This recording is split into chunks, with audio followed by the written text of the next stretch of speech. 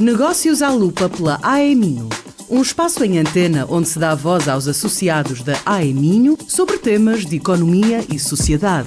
Todas as quartas, às 11h40 e 15h30.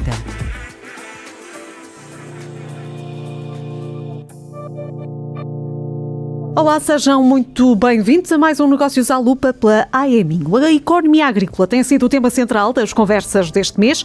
Hoje preparamos-nos para mais uma, desta vez com Hélder Ventura, da Ambiflora. Hélder, seja muito bem-vindo. Obrigada por aceitar o nosso convite. Na sua opinião, como é que a floresta e o ambiente se cruzam com a economia agrícola no contexto nacional?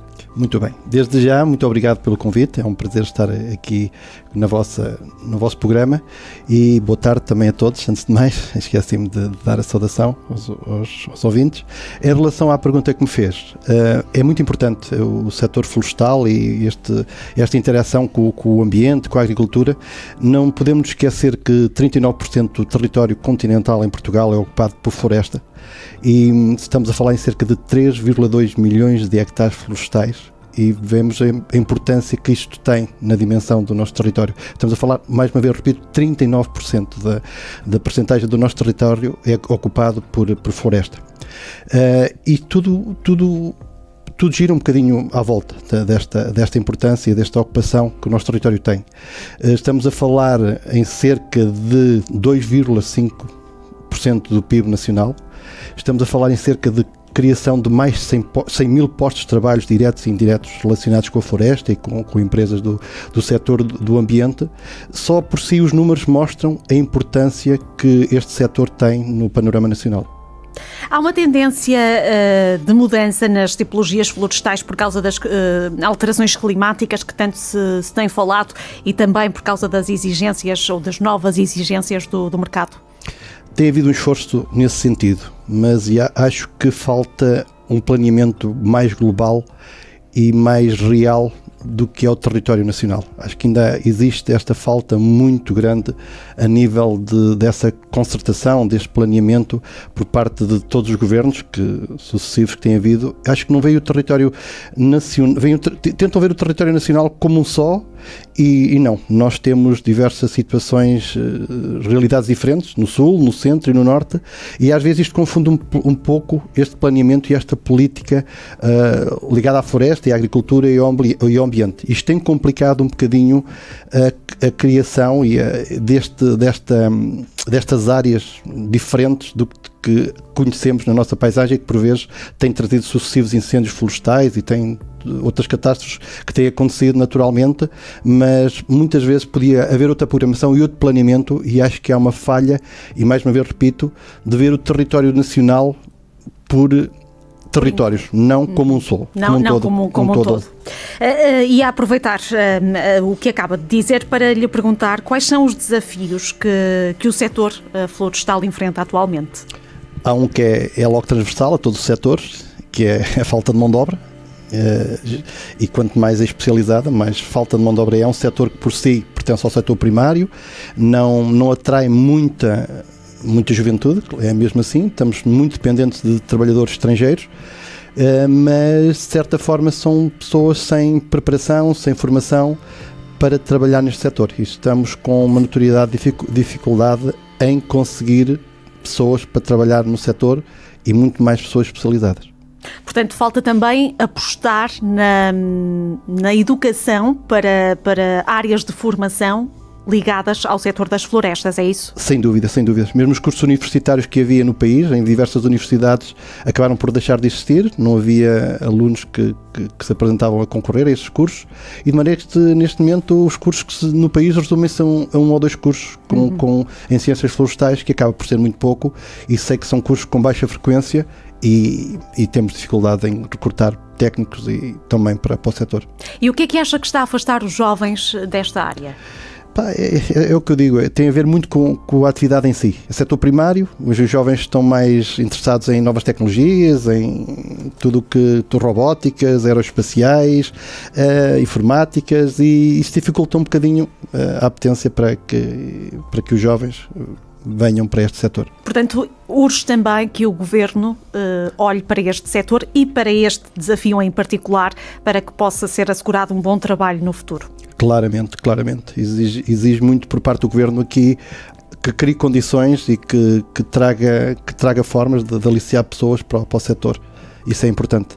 Quando falamos de produtos florestais, seja a madeira, a cortiça, enfim, a biomassa, que peso é que têm estes produtos nas exportações portuguesas?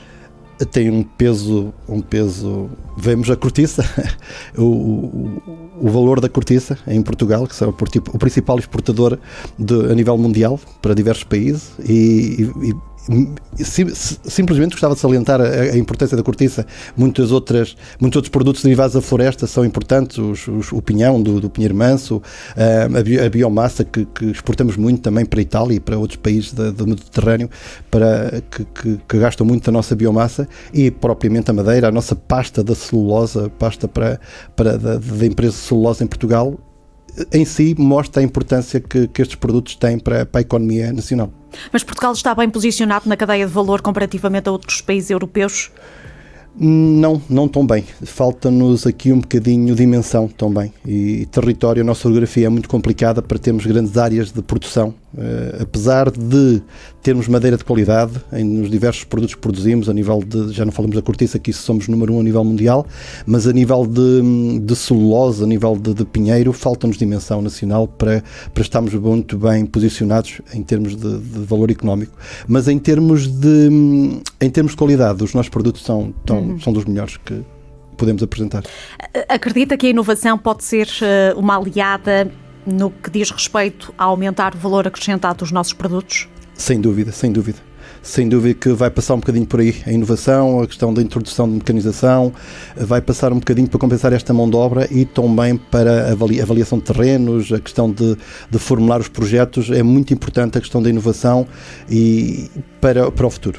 Mas já é um setor que se abre a esta possibilidade da inovação, integrar também o setor das florestas, ou ainda há aqui alguns entraves?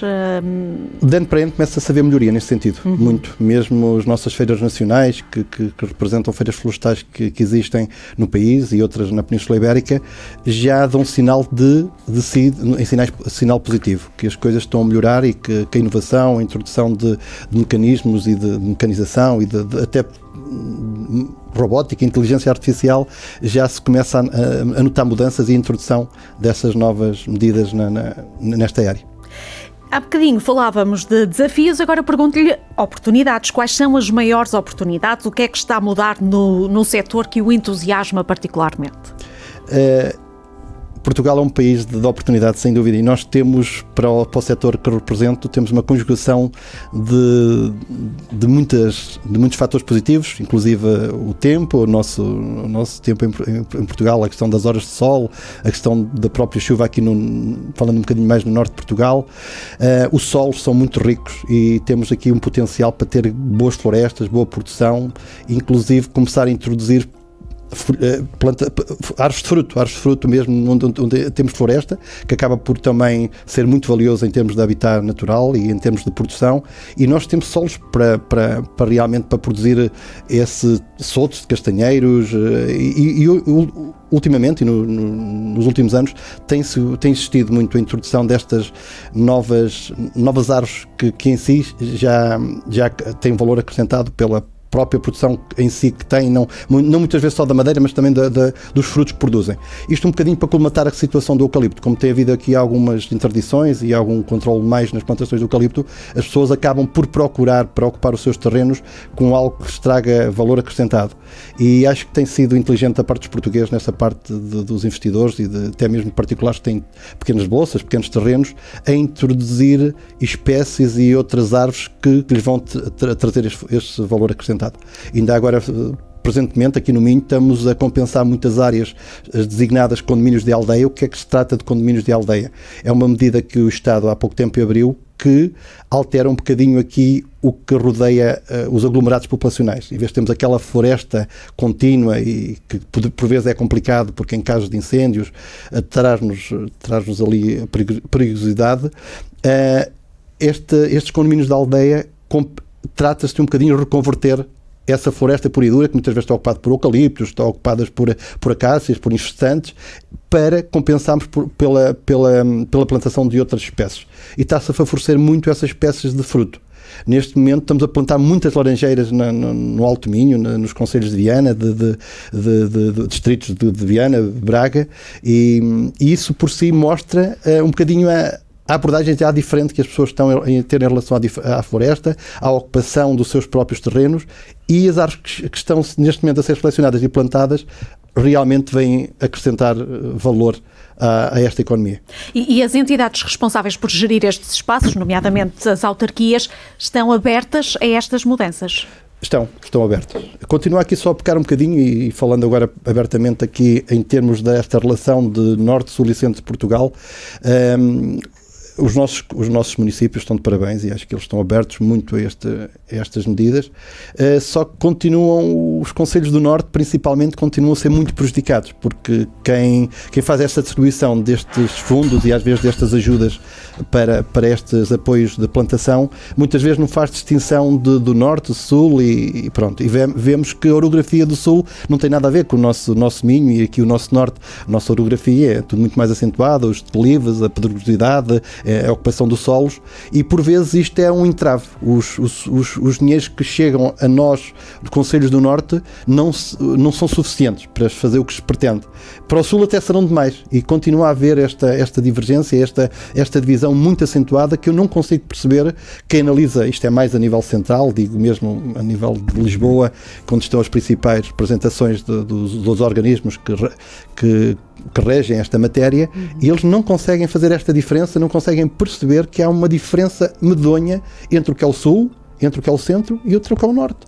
Isto causa-nos por criar aqui alguns pontos negativos em relação ao Norte e em relação aos investimentos que podem ser feitos aqui no Norte. Mais uma vez olhamos para o país como um todo e não para as áreas com as suas especificidades. Exatamente, é esse o ponto. E, Hélder, para terminarmos, como é que acha que a colaboração entre agricultores ou produtores florestais e as empresas pode ser reforçada? É importante, porque todos estamos no mesmo barco, digamos, e acho que é importante trabalharmos em uníssono. Pertencemos ao setor primário, é o que eu digo. O setor primário começa e tem problemas de carência de muita mão de obra, de muita visibilidade, sendo ele a importância que tem a agricultura para a nossa alimentação, a floresta, o peso que tem para a criação dos postos de trabalho, a criação dos produtos que daí derivam, mas é bom que esta interligação entre nós, os representantes destes setores, do setor primário, seja forte para muitas vezes a nossa voz ser ouvida em representação nos organismos que decidem e que percebam muitas vezes as dificuldades que nós temos no território e as dificuldades também que passamos no dia-a-dia, para que, de certa forma, este setor continue a seja olhado de uma forma importante e o peso que tem, a importância que tem para o país e para toda a população em geral de portugueses e que residem no território. Hélder, muito obrigada pela visão que partilhou aqui neste espaço. Obrigado. Quanto a mim, estou de regresso na próxima semana com mais um convidado. Até lá. Negócios à Lupa pela AEMinho. Saiba mais em ae-minho.pt e acompanhe a atualidade através das redes sociais em facebook.com/Associação Empresarial do Minho e no LinkedIn AEMinho.